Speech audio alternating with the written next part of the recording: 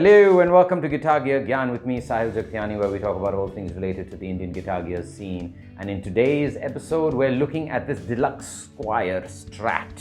It's in blue, Daphne blue, and it looks amazing. It plays amazing. It almost plays as good as a Strat made in America. Fender Strat made in America. Because someone's done some crazy mods to it. But before we get into this video, make sure you click that subscribe button and ring that bell to stay up to date with all our latest videos.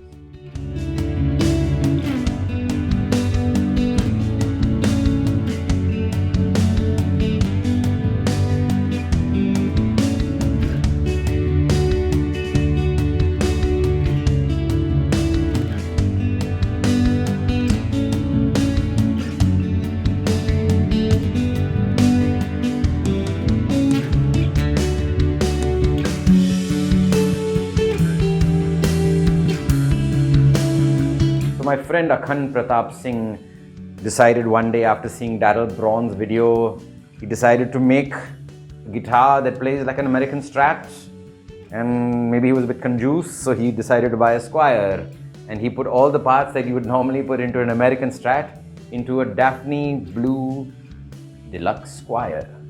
And now the thing is, does it play like an American Strat? That's the important question. Was it worth this entire headache? I could go on talking about this guitar for an hour because there's so much that's been done to it, but it's better you hear it from the horse's mouth. Let's ask Akhand a few questions. So this is back when I used to watch guitar videos on YouTube, and I found Daryl Braun's channel, and he had this particular Daphne blue Squier Deluxe Strat, which I liked, and I wasn't sure if it's available. That's pretty much how it started. I started trying to find that guitar, and his videos were all about upgrading it. So that was my first point, that I'll find it and I'll put the best quality parts that I can. So let's start from the top. I have hip shot locking tuners. So I use the open gear versions. I think it looks really good. Apart from that, I also changed the tuner buttons, so I wanted more of a vintage look. So I got these Butterbean buttons. It's available on the Hipshot website. Then I wanted to obviously kill the catchment point, so I got as much Graftic as I could. So I got the Graftic string trees, I got the Graftic nut, and when traveling down, here is a neck plate. Again, I wanted something different. I did not like the stock Squier neck plate. So I got this Laser Art custom edged neck plate. Back then I really liked the diamond design, so I got this Fender 60th anniversary design neck plate, and I was able to get the exact same serial number as the headstock on this as well. And obviously the screws are American screws. The strap button over here is also the American strap button. With the exception that I had to ream out the hole because the stock screws were a little larger, so I had to ream these out. But these are great because they have a ridge here, so it holds onto your strap, and you don't really need locking straps. Then under the back plate you have obviously the claw. So that's the Killer Guitar components. Again, when I went down into the cavity, I got as much brass as possible. So the brass claw is by Killer Guitar Components with brass screws. Then there are 5 springs in there, which are the Fender vintage springs. Again, brass block by Killer Guitar Components, and brass saddles by Killer Guitar Components again. So I wanted as much sustain and depth possible in this assembly. Apart from that, I also got their trem arm, and I got 2 of them. One is the medium size and one is the David Gilmour style short arm. So if you want to do like quick flutters, that's a great option. Another thing that these blocks have, which a lot of people don't know about it, is they hold your arm in place. So they have a fiber insert inside. You don't need springs. so it holds onto your arm in whatever position you leave it at. So that was again a great upgrade in my view. Then obviously the electronics were one of the main aspects of the entire build. So I had to kind of plan it out as to what electronics I wanted to put on there. So obviously people talk about Texas Specials as one of the best options, but I want something more boutique, so I went to Sir. In Sir, obviously you get sets, but I wanted a lot of options from my guitar, right? So 5 positions, I wanted to get as many voices as possible. So I went with the neck, which is a V70 neck, so that gives you 70s sound. The middle, back then when I bought it, the V50s were replaced by ML. That they were kind of rebranded and tweaked as the ML.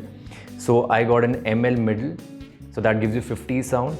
And then the bridge is a V60 low peak. That's the V60 LP. And that's the bridge, and that gives you your 60s sound. So you have 70s, 50s and 60s in the same sequence. And obviously you can play around and see what works for you. I personally like the bridge quite a bit, and for cleans I believe the ML middle is really good. That was the pickups.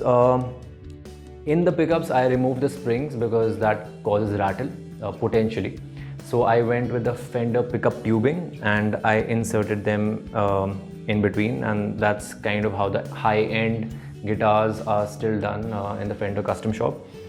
And obviously the original Fenders were done with the pickup tubing, so that's what I went for over here.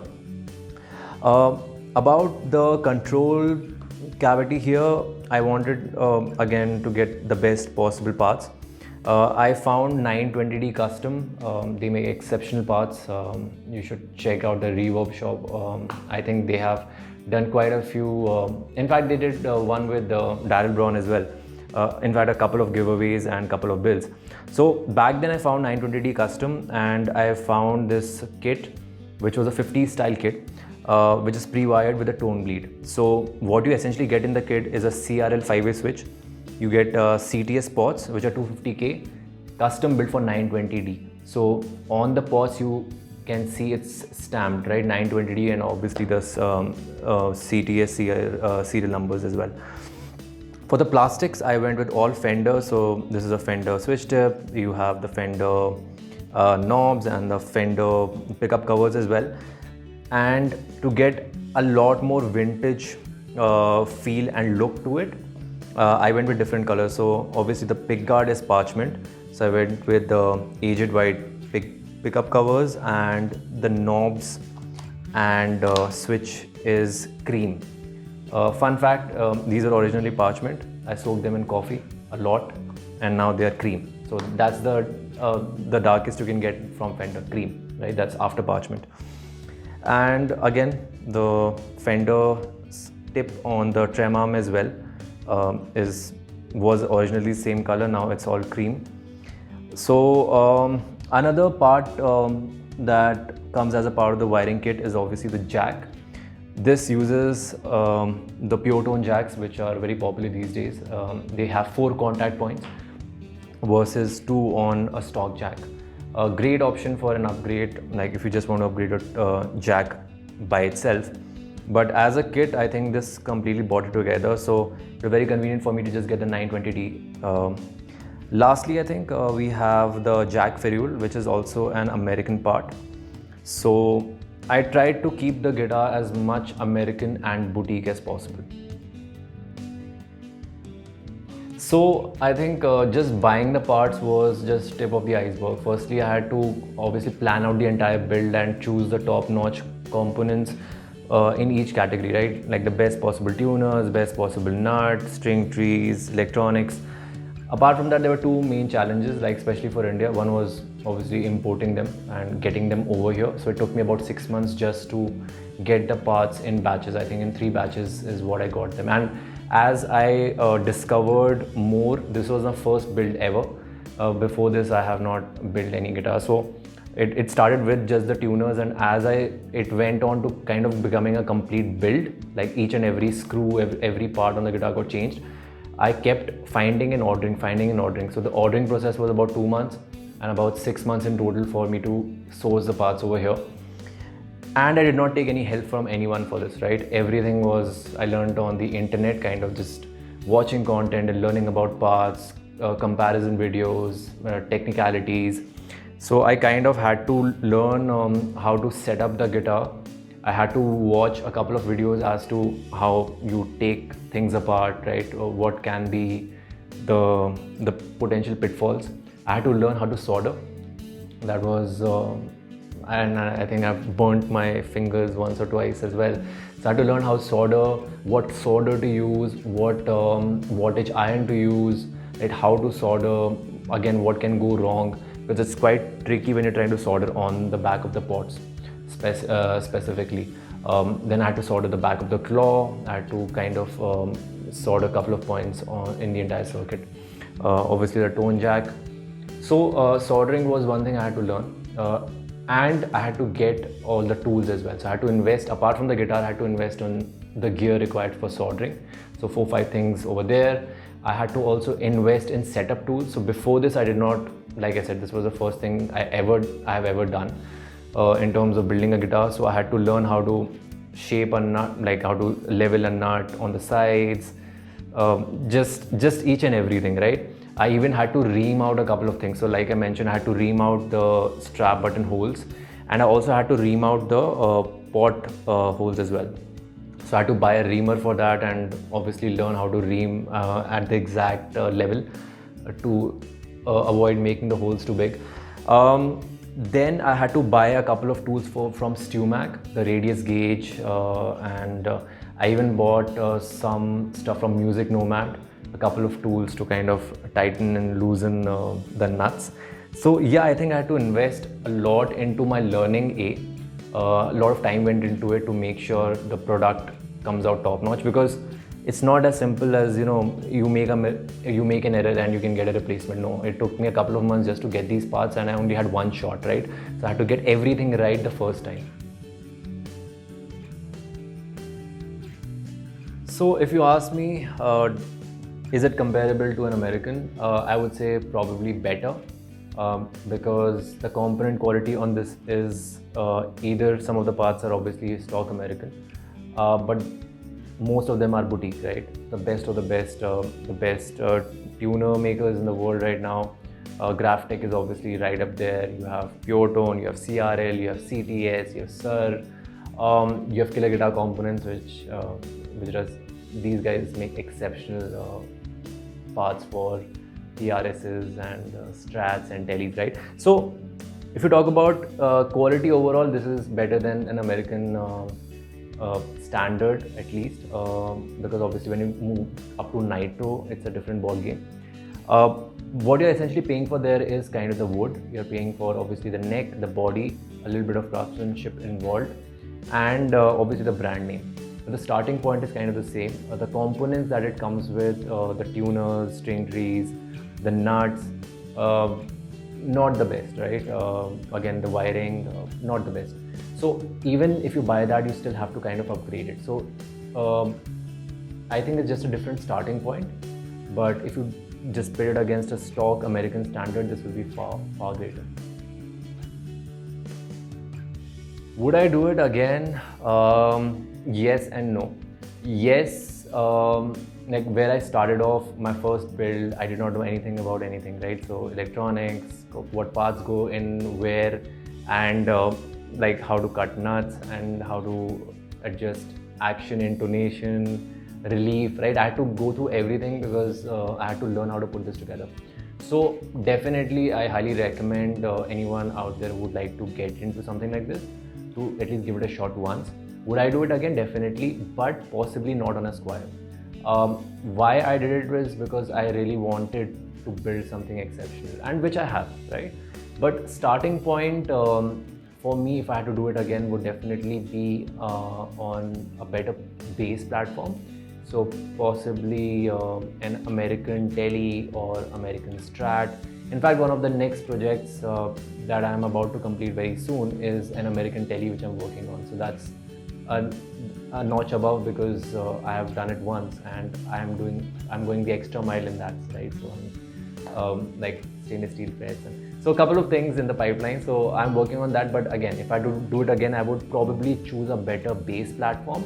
And I think one of the main reasons I went for this is because I saw Daryl Braun using this. So I was like, okay, if it's good enough for Daryl, it's good enough for me.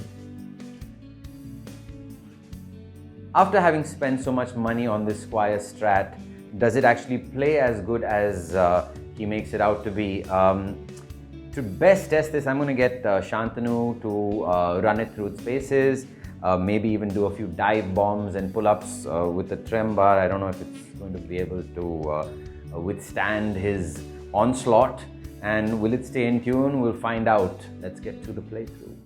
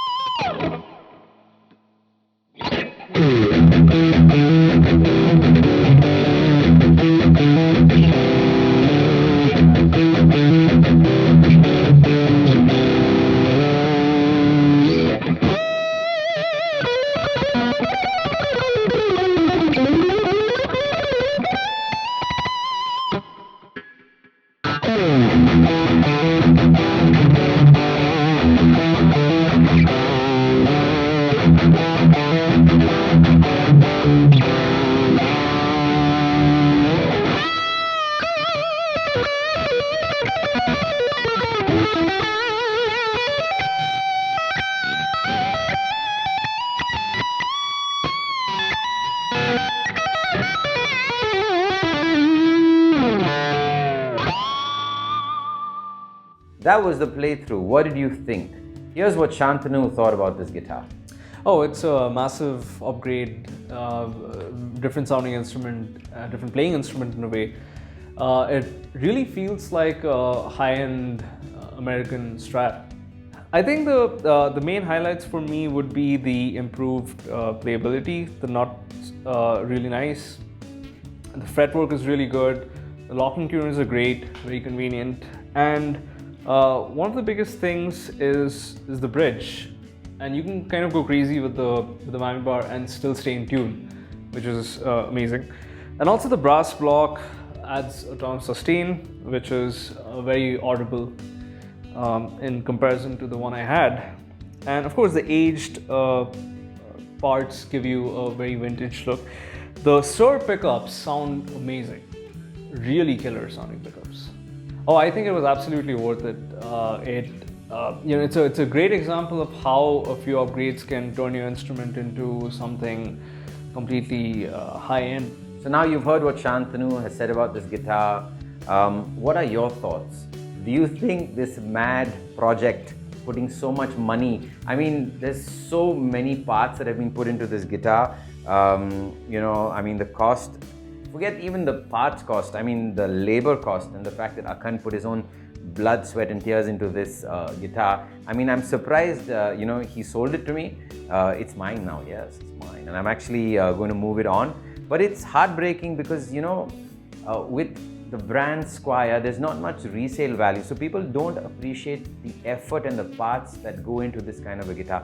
So if you're going to buy a Squier and mod it up, don't ever expect to get your money's worth back. You're not going to be getting your money's worth back at all. Okay, there's no chance you're going to get that. So be aware about that. But if you did the same with maybe an American Strat, you could raise the price and charge a premium for your efforts, charge a premium for your your added parts, but definitely not on a Squier. It sounds amazing. It's very unique. Normally you would either go with all ML pickups or all V70 pickups or all the 60 style pickups, but he's basically chosen different pickups for each position. Makes it sound kind of unique, kind of different from what I'm normally used to. But the sustain on this guitar is amazing. I mean, that brass block, that brass claw, the brass saddles definitely make a difference. I play a lot of Strats. I have a few Strats myself, and frankly speaking, it's got one of the best sustains I've ever heard on a Strat. So for me, I'm glad I've acquired this instrument, and for Akhand, I'm sure he loved the fact that he made this. He put his efforts into this. Maybe one day he might just take this back from me, because definitely it's got more of an emotional value to him than to anybody else. And yes, would I recommend modding guitars? If you love an instrument and you want to make it more worthy of your playing style, of what you're looking at, then just mod. Don't worry about the price. Don't worry about anything. Don't worry about what people say. Don't worry about what you might think the resale value. Forget about the resale aspect. Just focus on, I love this instrument. I want to make it sound great. I'm willing to do whatever it takes to make it sound even better than what it does right now, and then you're okay. I've done a mod project myself on a Squier Strat. One day I'll make a video on that. And it has a lot of sentimental value. I'll never sell that guitar, come what may. And frankly speaking, it plays like a dream for me. It's suitable for me. So you have to look at your instrument and think, is it worth for me to mod this? Do I love this instrument enough? And if the answer is yes, then mod away. Hope you enjoyed that video. Make sure you press that like button, click the subscribe button, and ring that bell to stay up to date with all our latest videos. In order to promote our videos on YouTube, we require a lot of interaction from you guys, so your comments, your shares and your likes all do help. Also, if you want to help us in making more videos, become a member on GigZ. Our GigZ page link is in the description below. We've got courses and a lot of other stuff also on that. We're on social media. Make sure you're following us to stay up to date with all our latest activities. And above all else, make sure you stay safe by taking steam, washing your hands and wearing your mask. And rock on.